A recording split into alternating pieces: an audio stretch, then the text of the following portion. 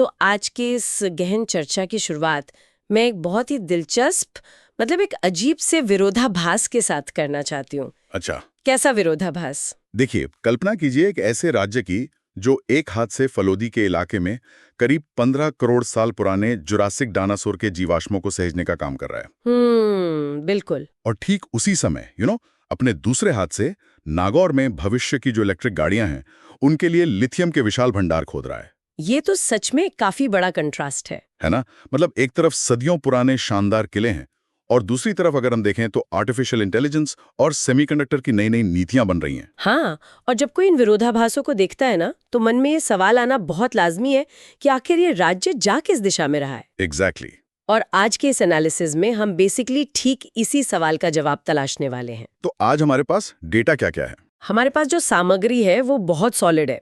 राजस्थान का बहुप्रतीक्षित बजट 2026-27 और साथ ही फरवरी 2026 के करंट अफेयर्स का एक बहुत बड़ा स्टैक है, जिसमें आर्थिक समीक्षा, पीआईबी और सुजस के सैकड़ों वन लाइनर तथ्य शामिल है, राइट? एकदम सही। और हमारा मिशन सिर्फ इन आंकड़ों को पढ़ना नहीं है, मतलब हमें इन बिखरे हुए डेटा पॉइंट्स को जोड़कर वो पूरी तस्वीर देखनी है जो ये बताएगी कि अगले कुछ सालों में राज्य का जो पूरा ऑपरेटिंग सिस्टम है वो कैसे बदलने वाला है। बिल्कुल। और देखिए यहाँ सबसे बड़ा और स्पष्ट संकेत जो हमें डेटा से मिल रहा है ना, वो राज्य का पूंजीगत व्यय है, मतलब जो कैपिटल एक्सपेंडिचर होता है। हाँ, और ये बहुत महत्वपूर्ण पॉइंट है कि इस बार के बजट में इसे सीधा 15% बढ़ा दिया गया। 15%? ये तो बहुत बड़ा जंप है। बहुत बड़ा जंप है। देखिए, आमतौर पर बजट सुनते ही लोगों का ध्यान इस बात पर जाता है कि भाई क्या चीज सस्ती हुई और क्या महंगी। हाँ, पेट्रोल सस्ता हुआ या नहीं, टैक्स कितना लगा, यही सब। बिल्कुल। लेकिन अगर हम अर्थशास्त्र के नजरिए से देखें तो किसी भी राज्य के भविष्य का असली बैरोमीटर उसका पूंजीगत व्यय ही होता है। मतलब आसान भाषा में कहें तो सरकार केवल जो दिन प्रतिदिन के खर्चे हैं, तनख्वाह देना या फ्री की रेवड़ियां बांटना, उस पे फोकस नहीं कर रही है। नहीं, बिल्कुल नहीं। बल्कि ये सारा पैसा पुल, सड़कें, सोलर ग्रिड और ऐसे बुनियादी ढांचे बनाने में लगाया जा रहा है जो मतलब अगले 50 सालों तक रिटर्न देते रहेंगे। एग्जैक्टली। जब कैपिटल एक्सपेंडिचर इतनी तेजी से बढ़ता है ना, तो इसका सीधा मतलब है कि राज्य लंबी रेस की तैयारी कर रहा है। ये तो खैर लंबी रेस की तैयारी है, लेकिन मैं सोच रही थी यहाँ एक और पेंच भी तो है। कैसा पेंच? मतलब आप चाहे जितना भी पैसा बुनियादी ढांचे में लगा दें, अगर उस पैसे को खर्च करने की नीतियां बनाने वाले और उन्हें जमीन पर लागू करने वाले संस्थान ही कमजोर हैं, तो वो सारा पैसा लीकेज का शिकार हो जाता है। बिल्कुल सही कह रही हैं। हाँ, और शायद यही कारण है कि इस बजट में सबसे बड़ा दांव भौतिक ढांचे से भी ज्यादा संस्थागत ढांचे पर खेला गया है। तो चलिए इस संस्थागत ढांचे वाली बात को थोड़ा और खोलते हैं। हाँ, मैं इसे एक एनालॉजी से समझाना चाहूंगी। मतलब इसे ऐसे समझिए जैसे किसी स्मार्टफोन का ऑपरेटिंग सिस्टम अपग्रेड होता है। अच्छा, ओएस अपग्रेड, दिलचस्प है। हाँ, मतलब बजट में जो हजारों करोड़ रुपए आवंटित हुए हैं ना, वो मान लीजिए कि नए और बहुत भारी एप्स हैं। ठीक है। लेकिन अगर फोन का पुराना ओएस अपडेटेड नहीं है तो वो भारी एप्स चलते ही पूरा सिस्टम क्रैश कर देंगे। बिल्कुल कर देंगे, फोन हैंग हो जाएगा। तो इस बार के बजट में राज्य के सिस्टम को क्रैश होने से बचाने के लिए 2 नए ऑपरेटिंग सिस्टम जोड़े गए हैं। और वो 2 नए सिस्टम हैं RIT और RTA, सही? एकदम सही। पहला है RIT यानी रीति और दूसरा है RTA। तो यहाँ जो RIT है, जिसका पूरा नाम Rajasthan institution for transformation and innovation है, उसे केवल एक थिंक टैंक समझना बहुत बड़ी भूल होगी। मतलब ये नीति आयोग की तर्ज पर बन रहा है ना? हाँ, नीति आयोग की तर्ज पर बन रहा है। इस संस्थान के अध्यक्ष मुख्यमंत्री होंगे, लेकिन असली गेम चेंजर बात क्या है पता है? क्या है? इसका जो उपाध्यक्ष होगा वो कोई प्रतिष्ठित विशेषज्ञ होगा। अच्छा, मतलब कोई पॉलिटिशियन नहीं? नहीं। ऐतिहासिक रूप से राज्यों में नीतियां अक्सर केवल राजनीतिक नफे नुकसान को देखकर ही बनती रही हैं। हाँ, वो तो है, वोट बैंक को ध्यान में रखकर। लेकिन RSIT के आने से नीतियों के निर्माण में उस तकनीकी और विशेषज्ञ ज्ञान का सीधा समावेश होगा, जो बेसिकली ये तय करेगा कि कोई योजना सिर्फ कागज पर न रहे बल्कि जमीन पर कैसे और कितनी सफलतापूर्वक लागू होगी। एग्जैक्टली। और अगर RSIT इस नए सिस्टम का दिमाग है तो RTA यानी राजस्थान टेस्टिंग एजेंसी वो टूल है जो उस सबसे बड़े वायरस को साफ करेगा। कौन सा वायरस? वो वायरस जिसने पिछले कुछ सालों में पूरे सिस्टम को धीमा कर दिया था, मतलब प्रतियोगी परीक्षाओं में होने वाली गड़बड़ियां और पेपर लीक। अरे हाँ, ये तो बहुत बड़ा मुद्दा रहा है।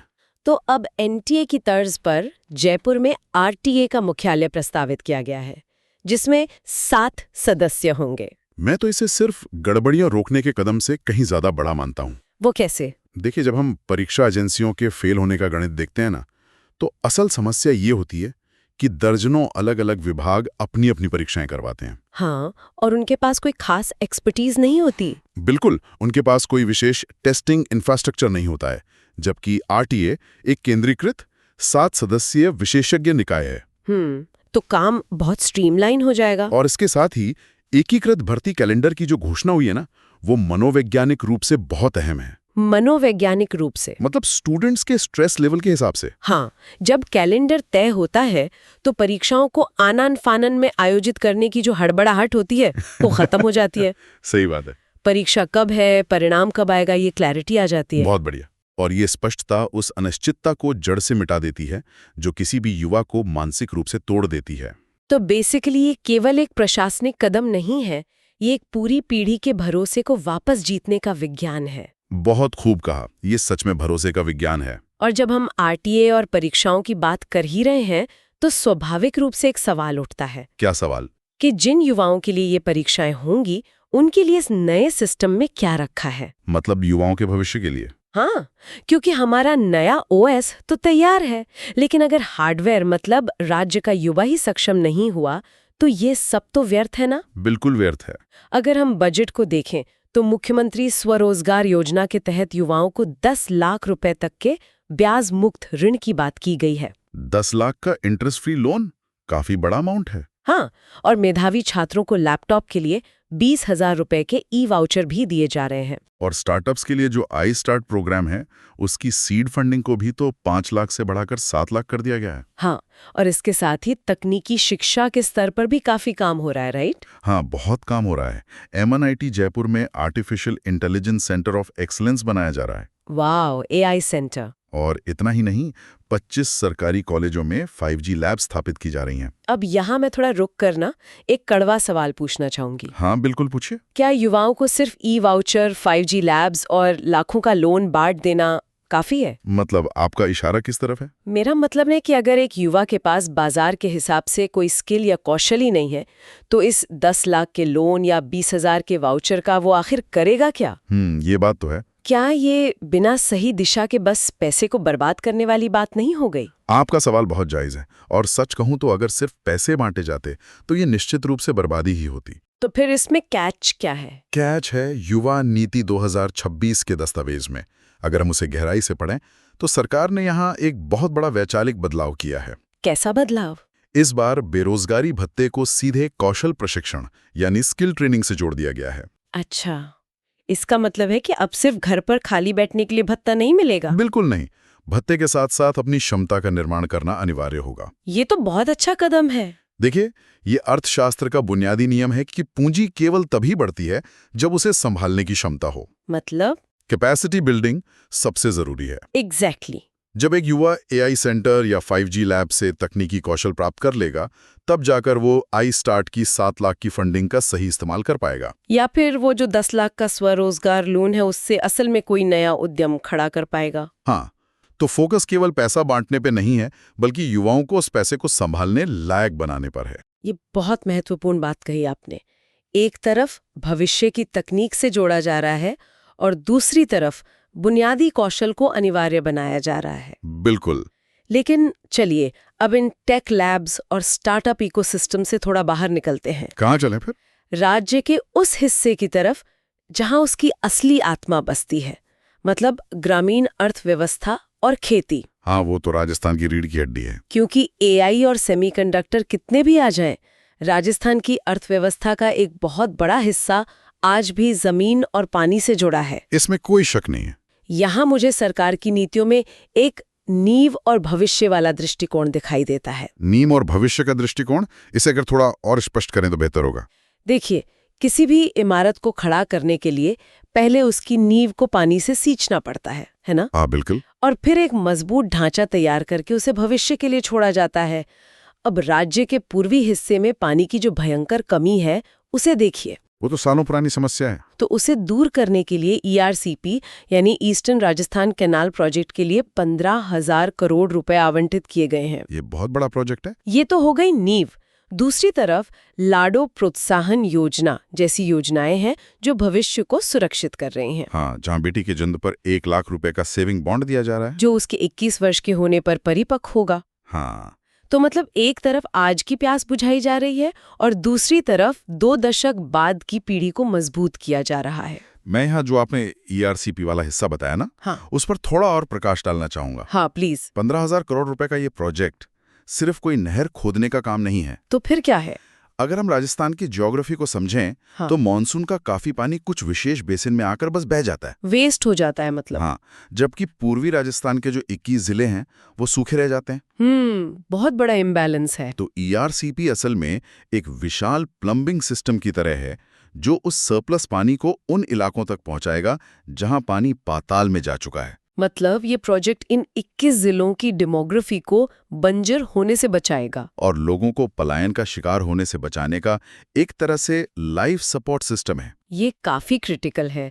और खेती किसानी को जो तुरंत राहत चाहिए, उसके लिए 25,000 करोड़ रुपए के अल्पकालिक फसल ऋण भी तो हैं। हाँ, और पशुपालकों के लिए गोपाल क्रेडिट कार्ड के तहत 1 लाख रुपए का ब्याज मुक्त ऋण भी दिया जा रहा है। ये तो हुई नींव की बात। लेकिन जो लाडो प्रोत्साहन योजना का बॉन्ड है ना, वो मुझे एक बहुत ही दिलचस्प आर्थिक मॉडल लगता है। दिलचस्प कैसे? देखिए, सरकार चाहती तो बेटी के जन्म पर परिवार को कुछ नकद राशि भी दे सकती थी। हाँ, अक्सर योजनाएं ऐसी ही होती हैं। तो फिर 21 साल की मैच्योरिटी वाला बॉन्ड ही क्यों?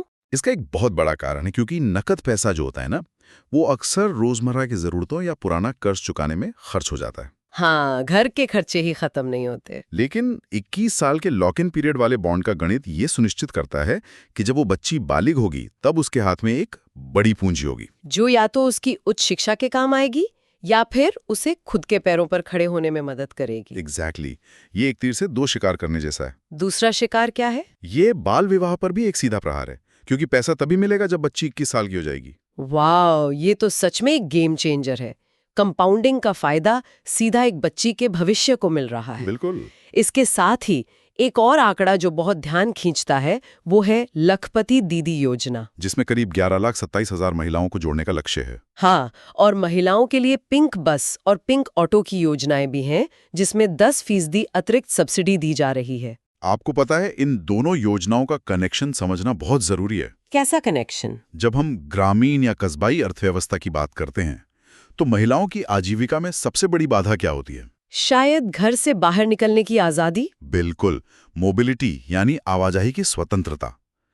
पिंक ऑटो में सब्सिडी देकर सरकार केवल वाहन नहीं दे रही है। तो क्या दे रही हैं? सरकार एक महिला को एक चलती फिरती दुकान या सर्विस डिस्ट्रीब्यूशन का साधन दे रही है। अच्छा, मतलब एक इकोनॉमिक एसेट दे रही है। हाँ, यही मोबिलिटी उन्हें छोटे छोटे काम करने, बाजार तक अपना उत्पाद ले जाने में मदद करती है। और अंततः उन्हें लखपति दीदी यानी सालाना 1 लाख से ज्यादा कमाने वाले ब्रैकेट में धकेलने का काम करती है। एकदम सही।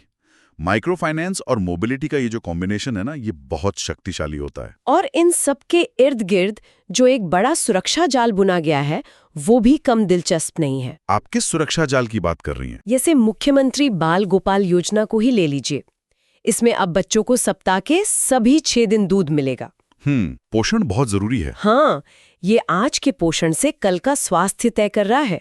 साथ ही 1,300 रुपए की बढ़ी हुई सामाजिक सुरक्षा पेंशन भी है। और सबसे बड़ी बात, मुख्यमंत्री आयुष्मान आरोग्य योजना, जिसमें गंभीर बीमारियों के लिए कवर को बढ़ाकर 30 लाख रुपए तक करने का प्रस्ताव है। 30 लाख, मतलब ये तो बहुत बड़ा अमाउंट है किसी भी आम परिवार के लिए। हाँ बिल्कुल। और सोचिए इसका इम्पैक्ट क्या होगा। स्वास्थ्य पर होने वाला खर्च किसी भी परिवार को गरीबी रेखा के नीचे धकेलने का सबसे बड़ा कारण होता है। हाँ, एक बीमारी और जीवन भर की सेविंग्स खत्म।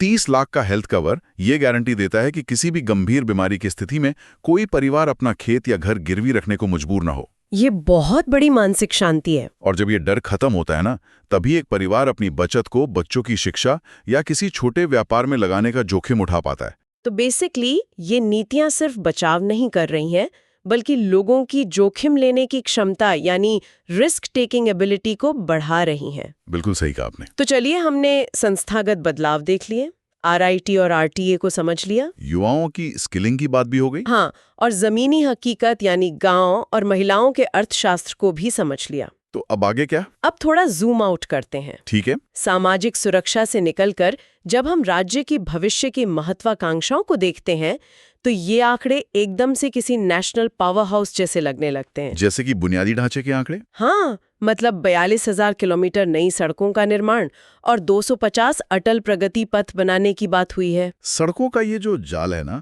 ये असल में उस इंडस्ट्रियल क्रांति की धमनियां है जिसकी तैयारी ऊर्जा के क्षेत्र में हो रही है। ऊर्जा के क्षेत्र में? हाँ, अगर आप ऊर्जा के लक्ष्यों को देखें तो 2026 के अंत तक 30,000 मेगावाट सौर ऊर्जा का लक्ष्य रखा गया है। 30,000 मेगावाट? हाँ, ये कोई साधारण आंकड़ा नहीं है। यहीं पे मेरा एक सवाल है। पूछिए। 30,000 मेगावाट सौर ऊर्जा का लक्ष्य सुनने में तो बहुत अच्छा और पर्यावरण के अनुकूल लगता है, लेकिन क्या ये सिर्फ एक कागजी लक्ष्य नहीं है? मेरा मतलब है, अगर इतनी बिजली बन भी गई तो क्या हमारे पास उस बिजली को स्टोर करने का या उसे सही जगह ट्रांसमिट करने के लिए ग्रिड का इंफ्रास्ट्रक्चर है? हाँ, एग्जैक्टली। क्या वो इंफ्रास्ट्रक्चर मौजूद है? ये बहुत ही सटीक सवाल है और सरकार भी इस बात को बहुत अच्छे से जानती है कि बिना ट्रांसमिशन लाइन के बिजली बनाना रेगिस्तान में पानी बहाने जैसा है। तो फिर इसका समाधान क्या निकाला गया है? इसीलिए इस बजट में सिर्फ सोलर पैनल लगाने की बात नहीं है, बल्कि जैसलमेर से अजमेर के बीच एक विशाल ग्रीन एनर्जी कॉरिडोर बनाया जा रहा है। Green energy corridor? ये कैसे काम करेगा? ये कॉरिडोर वो हाई कैपेसिटी ग्रिड है जो रेगिस्तान की धूप से बनी बिजली को राज्य के औद्योगिक केंद्रों तक पहुंचाएगा। और शायद नेशनल ग्रिड तक भी? बिल्कुल, नेशनल ग्रिड तक भी। राज्य की रणनीति अब केवल अपनी बिजली की जरूरतें पूरी करने की नहीं रह गई है। तो क्या वो बिजली एक्सपोर्ट करेंगे? हाँ, 2030 तक का विजन खुद को एक एनर्जी सरप्लस राज्य बनाने का है जो दूसरे राज्यों को बिजली बेचेगा। ये तो पूरी इकोनॉमी को ही पलट देने वाली बात हो गई। और शायद इसी ऊर्जा सरप्लस के भरोसे राज्य सनराइज सेक्टर्स में इतना आक्रामक रूप से घुस रहा है। सनराइज सेक्टर्स मतलब? भविष्य की जो उभरते उद्योग हैं, हाँ। जैसे राजस्थान निवेश प्रोत्साहन योजना यानी RIPS 2026 को ही देख लीजिए। उसका फोकस किस पर है? उसका पूरा फोकस EV मैन्युफैक्चरिंग और ग्रीन हाइड्रोजन पर है। Wow, green hydrogen! और सबसे चौंकाने वाली बात बताऊं, राज्य की पहली सेमीकंडक्टर पॉलिसी को भी मंजूरी मिल गई है। सेमीकंडक्टर पॉलिसी राजस्थान में? ये तो सच में बहुत बड़ा शिफ्ट है। देखिए, जब आपके पास निर्बाध और ग्रीन ऊर्जा होती है ना, तभी आप सेमीकंडक्टर या डेटा सेंटर जैसे ऊर्जा सघन उद्योगों को आकर्षित कर सकते हैं, जहां 24 घंटे बहुत सारी बिजली की जरूरत होती है। बिल्कुल। तो राजस्थान अब एक निवेशक को ये कह रहा है कि आप हमारे पास सिर्फ सस्ते मजदूर या सस्ती जमीन के लिए मत आइए। तो फिर किस लिए आइए? आप हमारे पास इसलिए आइए क्योंकि हम आपको आने वाले 50 सालों तक ग्रीन पावर और एक नई सेमीकंडक्टर पॉलिसी का इकोसिस्टम देंगे। मतलब ये राज्य की पूरी ब्रांडिंग को बदलने का प्रयास है? एकदम सही। ब्रांडिंग पूरी तरह बदल रही है। ब्रांडिंग बदलने की बात से मुझे वो विचार याद आ रहा है जिससे हमने आज की इस चर्चा की शुरुआत की थी। वो जीवाश्म और लिथियम वाला विरोधाभास? हाँ, हमने बात की थी कि राज्य ऐतिहासिक रूप से पर्यटन, किलों और धरोहरों के लिए जाना जाता है। बिल्कुल। और ऐसा नहीं है कि सरकार उसे भूल गई है।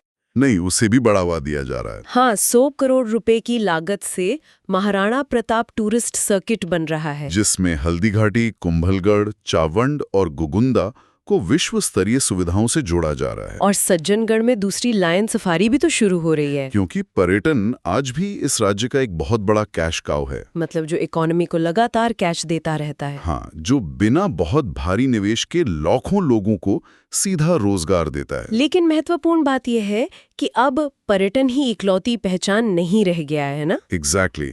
ये राज्य अपनी पारंपरिक सांस्कृतिक ताकतों को सहेजते हुए तकनीक और ऊर्जा की दौड़ में सबसे आगे खड़ा होना चाहता है। तो अगर इन सारे टुकड़ों को जोड़कर उस पजल की फाइनल तस्वीर देखी जाए तो क्या तस्वीर बनती है? तो ये स्पष्ट हो जाता है कि ये बजट और करंट अफेयर्स केवल आंकड़ों का अंबार नहीं है, ये प्राथमिकताओं का एक बहुत ही स्पष्ट दस्तावेज है। बिल्कुल। एक मजबूत RITA और RGTA बेहतर प्रशासन देंगे, और उस बेहतर प्रशासन से युवाओं को पारदर्शी तरीके से रोजगार और सही कौशल मिलेगा। और वो कौशल प्राप्त युवा उन नए सनराइज सेक्टर्स, AI लैब्स और स्टार्टअप्स को चलाएंगे जिनके लिए बुनियादी ढांचा और ग्रीन एनर्जी कॉरिडोर आज तैयार किया जा रहा है। और इन सबके बीच में समाज के निचले तबके को स्वास्थ्य और पेंशन का एक मजबूत सुरक्षा जाल संभाले रखेगा। ये सब कुछ आपस में कितना कनेक्टेड है? ये एक बहुत ही सटीक सारांश है।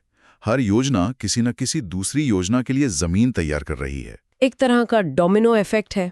हाँ, जब नीतियां इस तरह आपस में गुंथी हुई होती है ना, तो विकास की गति अपने आप कई गुना बढ़ जाती है। इस पूरी चर्चा के अंत में एक बहुत ही विचारोत्तेजक विरोधाभास सामने आता है, जो सच में सोचने पर मजबूर कर देता है। कैसा विचार? फरवरी में राजस्थान में जो मरु महोत्सव आयोजित हुआ था, आपको उसकी थीम याद है? हाँ, उसकी थीम थी बैक टू द रूट्स, यानी अपनी जड़ों की ओर लौटें। एग्जैक्टली। लेकिन जिस तेजी से ये राज्य आज आर्टिफिशियल इंटेलिजेंस सेंटर बना रहा है, अपनी सेमीकंडक्टर पॉलिसी ला रहा है और नागौर में लिथियम की खदानों पर काम कर रहा है। हाँ, उसे देखकर एक सवाल उठता है, क्या ये संभव है कि आने वाले दशक में राजस्थान की पहचान उसके शानदार किलों और रजवाड़ों के इतिहास से ज्यादा उसकी भविष्य की तकनीकों और ग्रीन एनर्जी हब के रूप में हो? ये तो बहुत ही गहरा सवाल है। क्या कोई राज्य एक ही समय में अपनी प्राचीन जड़ों की गहराई में उतरते हुए भविष्य के आसमान की ओर इतनी लंबी छलांग लगा सकता है? देखिए, इस सवाल का अंतिम जवाब तो आने वाला समय और जमीनी क्रियान्वयन ही देगा। वो तो है। लेकिन जो संस्थागत और आर्थिक नींव आज के इस डेटा में दिखाई दे रही है, वो निश्चित रूप से ये साबित करती है कि ये छलांग लगाने की पूरी तैयारी कर ली गई है। ये वाकई एक ऐसा विचार है जिस पर सबको थोड़ा रुक कर सोचना चाहिए। बिल्कुल सोचना चाहिए। जो नीतियां और तथ्य आज वन लाइनर के रूप में हम पढ़ रहे हैं, वही कल का भूगोल और इतिहास तय करेंगे। इसमें कोई दो राय नहीं है। श्रोताओं से यही कहूंगी कि इस विषय की गहराई को खुद से और एक्सप्लोर करने की कोशिश कीजिएगा। इस गहन विश्लेषण में हमारे साथ जुड़ने के लिए बहुत